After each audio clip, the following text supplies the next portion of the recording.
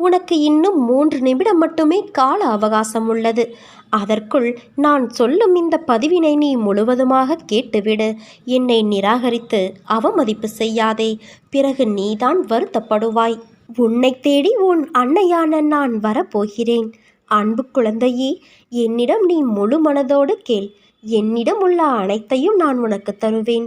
ஒவ்வொரு நிலையை நினைத்தும் நீ எதற்கு வேதனைப்படுகிறாய்? இப்படி வேதனை மேல் வேதனைப்பட்டு எதை சாதிக்கப் போகிறாய்? வெளியே வா. அப்போது என் ஆசி உனக்கு முழுவதுமாக கிடைக்கும். வெறும் வாய் வார்த்தைகளால் நான் இதை சொல்லவில்லை.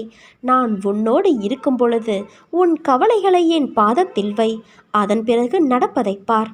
உன்னை படைத்தவள் நான். நம்பிக்கையும் பொறுமையும் கொண்டு இரு. உன் கர்ம பலன்கள் முடிந்து விட்டது. எப்போது நீ என்னை நினைவில் நிறுத்தி கொண்டு பூஜை செய்தாயோ அப்போதே உன்னுடைய கர்ம பலன்கள் பொடி பொடியாக